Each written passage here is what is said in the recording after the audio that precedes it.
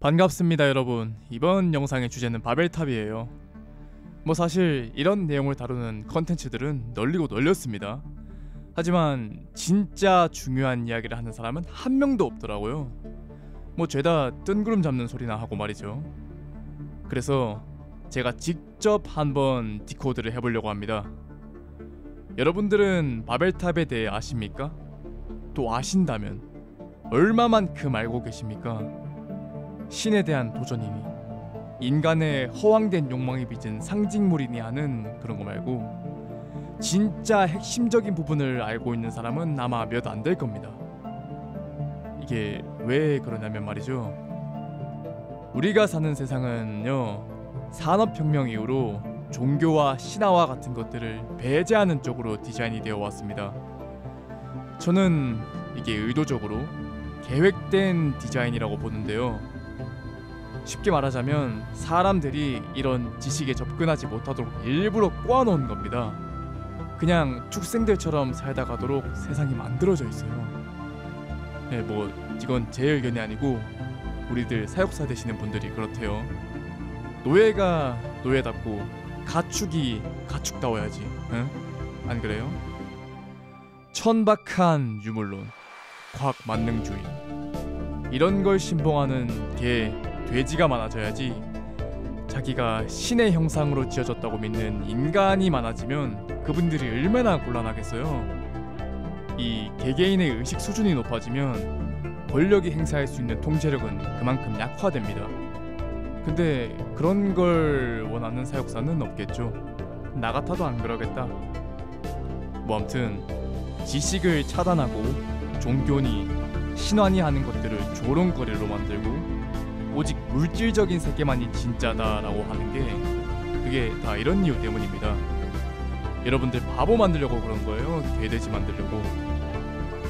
저는 이런 세상 반대입니다. 개인의 무지를 착취의 수단으로 이용하는 이 형국, 이러면 안 되는 거예요. 모르면 당해도 된다는 거야 뭐야. 아무튼 그래서 제가 추구하는 컨텐츠는 일종의 출애굽 컨텐츠입니다. 이스라엘 백성들이 이집트의 속박에서 벗어난 것처럼 우리들도 이런 지역적인 세계관의 속박에서 벗어나는 걸 목표로 할 거예요. 노예의 삶은 별로 좋지가 않습니다. 네. 아무튼 표면적으로는 바벨탑 이야기를 할 거고요. 로열 블러드니 종교의 뿌리니 하는 깊은 얘기도 한번 해볼 겁니다. 이건 어디 가서 못 듣는 얘기니까요. 2번 돌려보세요. 그럼 한번 시작해 봅시다.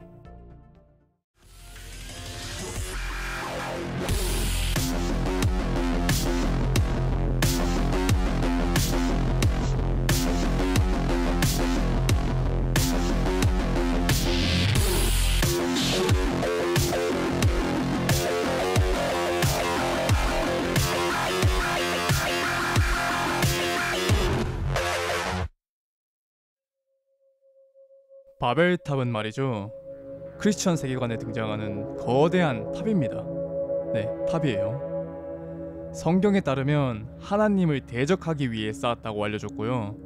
그 여파로 언어가 분화되고 민족들이 흩어지게 되었다고 합니다. 여기서 주목해야 될 점은 인간이 하나의 언어, 하나의 목적 아래 모여서 거대한 탑을 세우려 했다는 건데요. 이런 식의 반역을 주도한 핵심적인 인물이 있었습니다. 자, 이분인데요. 이분이 바로 제 엑소더스 컨텐츠의 핵심이 되는 인물입니다.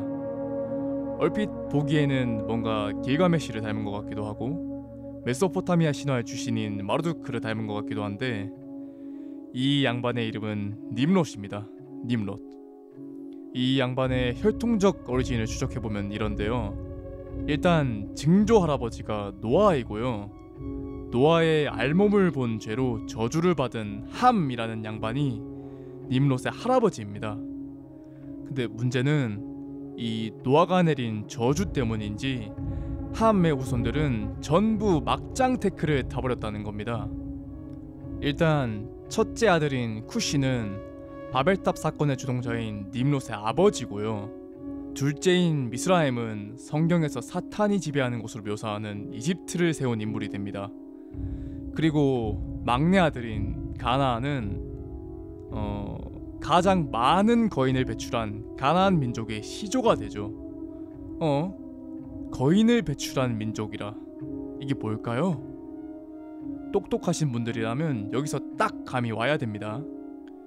이 가나안 민족은 말이죠, 정상적인 인간이 아니었습니다.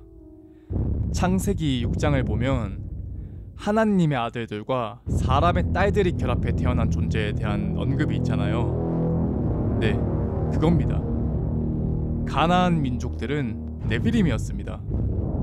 물론 타락천사와 인간의 하이브리드와는 결이 조금 다르긴 한데, 어쨌건 그 기이한 하이브리드 혈통이 대홍수 이후에도 이어졌다는 말이에요. 뭐 홍수 관련한 영상은 제가 따로 만들어놨으니까 궁금하시면 보세요. 암튼 모세는 이런 가나안 민족을 아낙의 아들들이라고 불렀는데요. 민수기 13장을 보면 아낙의 아들들이 네피림의 후예라고 직접적으로 언급을 하고 있습니다. 그리고 그 혈통이 집중적으로 퍼져나간 땅이 바로 가나안이었던 거고요. 그래서 하나님이 가나안 민족을 남김없이 쳐 죽이라고 한 겁니다. 대홍수를 일으켜서 인류를 몰살하는 것도, 가나안 민족을 싹 다 죽이라고 한 것도 다 이런 맥락 때문이었던 거예요. 실제로 가나안 민족들을 다 멸절하지 못한 결과가 별로 안 좋아요. 이쪽 혈통 애들이 나중에 페니키아와 카르타고, 카자르 왕조와 메로빙거 왕조, 템플 나이츠 등을 통해서 유럽 전역을 장악하게 됩니다.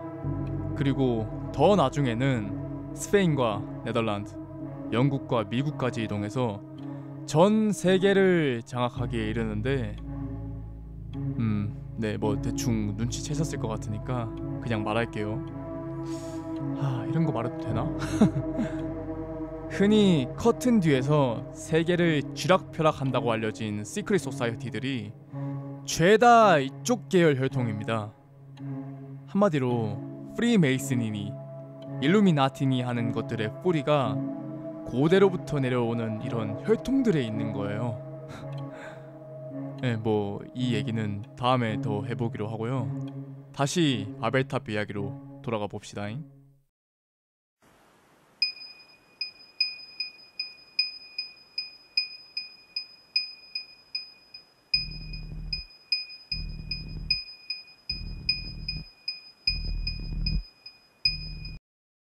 님롯은 고대 에티오피아 지역에서 태어났다고 합니다. 전승에 따르면 주술에 능하고 불을 잘 사용하는 거인이었다고 하는데, 네, 얘도 네피림이었어요. 그래서 태생적으로 강인한 신체와 무력을 타고난 님롯은 자신의 추종자들과 함께 북쪽으로 영역을 넓혀가기 시작합니다.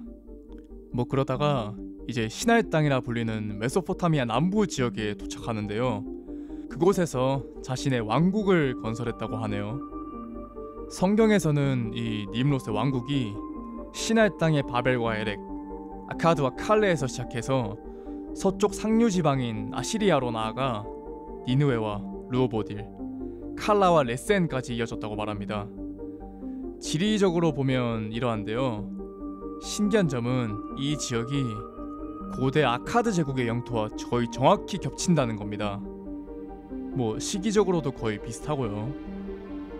그래서 일부 역사학자들은 인류 최초의 제국인 아카드 제국을 세운 사르곤 대왕이 사실 성경의 님롯과 동일 인물이었을 것이다 라고 추정하기도 한다네요.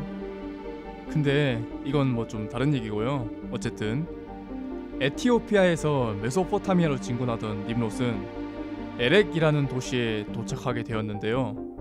그곳에서 어떤 아리따운 여성분과 사랑에 빠졌다고 합니다. 네, 이분인데요. 이 아리따운 여성분은 매춘부였습니다. 네, 스피어 우먼이었다고.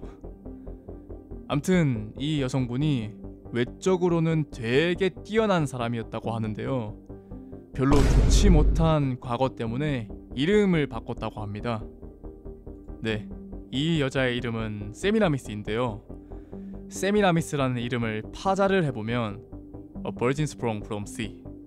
바다에서 솟아오른 처녀라고 합니다. 처녀가 아닌데 처녀라니?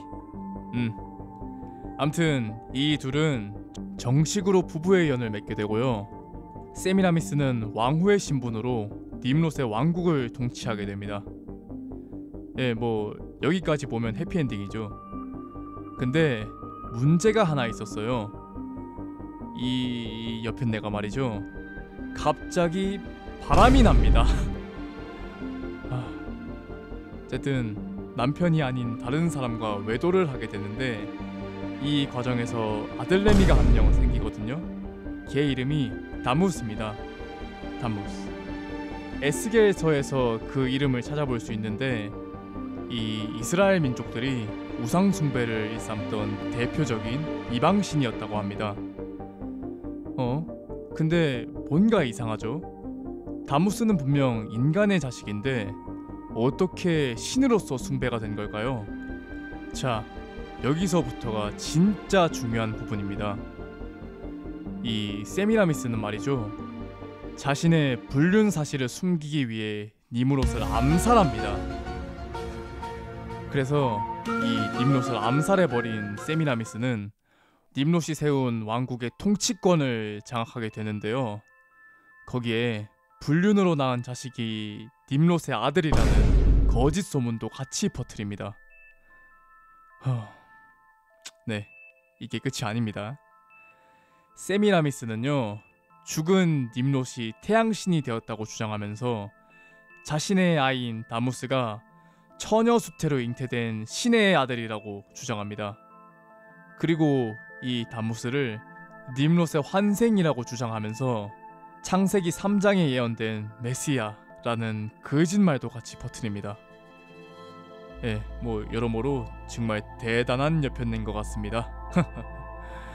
그래서 요한계시록에 바벨론의 음녀라고 직접적으로 언급을 했나봐요. 네. 암튼 그래서 하루아침에 신의 어머니가 된 세미라미스는 자신에게 신성한 어머니, 천국의 여왕이라는 이미지를 만들어내어 신권을 이용한 통치를 이어갑니다. 그리고 자기 몸에서 난 아들인 다무스와 또 결혼을 하는데요. 이 집안은 왜 이래?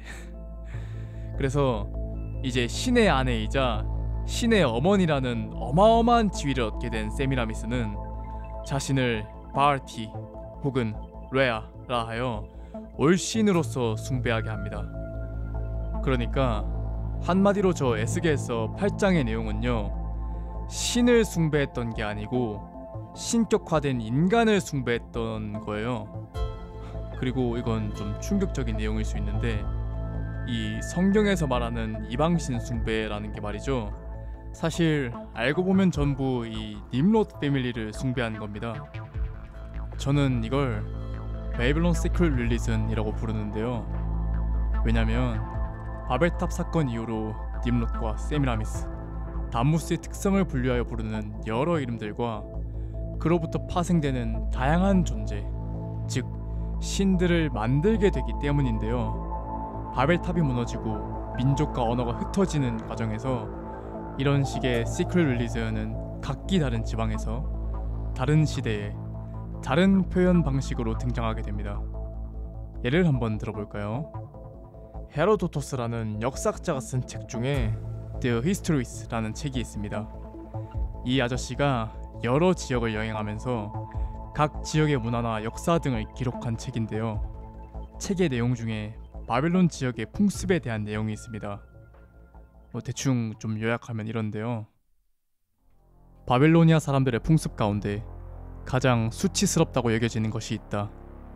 바로 이 나라의 모든 여자가 일생에 한 번은 아프로디테의 성소 안에 앉아 낯선 남자와 관계를 맺어야 한다는 것이다.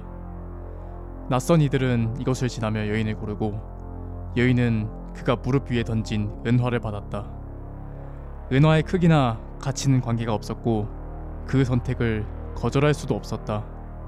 이는 여신에게 바쳐진 성물로 여겨졌기 때문이다. 그 순간 남자가 여신 밀리타의 이름으로 그대를 청한다 라는 말을 하면 여인은 반드시 그를 따라가 관계를 맺어야 했다. 밀리타는 아시리아 사람들이 아프로디테를 부를 때 사용하는 이름이었는데 여인들은 그 의식이 끝나야만 집으로 돌아갈 수 있었다. 네, 여기서 말이죠. 밀리타는 아시리아 사람들이 아프로디테를 부를 때 사용하는 이름이었다. 이 부분을 유심히 봐야 됩니다. 밀리타와 아프로디테는요, 그 이름만 다르게 불렸다 뿐이지 본질은 같은 신이었습니다. 이게 수메르에서는 이난나, 아카디아에서는 이시타르, 가나안에서는 아세라, 셈족어로는 아스타로테, 히브리어로는 아스타롯, 이집트에서는 아이시스, 그리스에서는 아프로디테, 로마에서는 비너스, 에페소스에선 다이아나, 아시리아에선 밀리타, 프리지아에선 키벨레, 페니키아에선 에우로파, 인도에서는 칼리. 이런 식인 겁니다. 그냥 신이라는 것 자체가 이런 식인 거예요. 얘네들 보면 내러티브도 거의 비슷해요. 위대한 어머니, 신성한 어머니, 하늘의 여왕, 처녀 어머니, 사랑의 여신, 달의 여신, 뭐 더 말해서 뭐해. 여러분들이 아는 신이니 신환이 하는 것들은요, 결국 하나의 원형에서 파생된 것들이 지역과 시대에 따라 적절히 융합된 것일 뿐입니다. 한마디로 전 세계에 퍼져있는 수많은 여신들이 세미라미스의 특성을 몇백 개에서 수천 개의 이름으로 파생시킨 것에 지나지 않는다는 말이에요. 그럼 님롯이라고 해서 다를까요? 다무스라고 해서 다를까? 당연히 아니겠죠. 님롯은 사후에 태양신으로 숭배가 되었는데요. 특히 바벨론 지역에서는 마르두크이라는 이름으로 숭배가 되었습니다. 네, 태양의 아들이라는 뜻이라네요. 암튼 이 마르둑이라는 신이 나중에 주신이라는 뜻의 베얼이라는 칭호를 얻어 베얼 마르둑이라고 불리는데요. 이게 가나안에서는 바알로 전승이 되고, 수메르에서는 길가메시로, 그리스에서는 제우스로, 이집트에서는 오시리스로, 몽골에서는 탱그리로, 한민족에게는 네, 단군이라 불립니다. 여러분, 우리 민족은요, 고대로부터 태양을 숭배하던 제사장 민족이었습니다. 이 한반도 땅에 존재했던 모든 국가들을 보면 태양, 광명이라는 뜻을 갖고 있고요. 태양을 형상화한 유물들이 엄청나게 많이 출토가 됩니다. 그 고조선 시대 때 삼조고 숭배하고 활주령 만들어서 제사 지낸 게 다 이런 이유 때문이에요. 아무튼 종교니 신화니 하는 것들이 대부분 다 이런 식입니다. 전부 자기네들이 원조라고 주장하지만 네, 이런 거예요.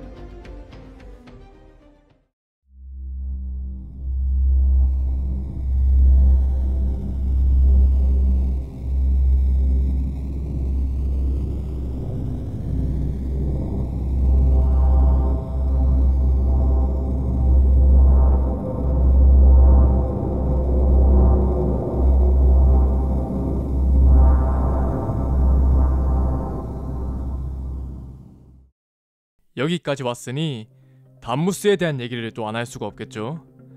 담무스는 일반적으로 그리스의 아도니스나 이집트의 호루스, 수메르의 두무지와 동일시 되는데요. 보통 님롯의 환생으로 여겨지기에 대부분 님롯과 같은 신격을 공유합니다.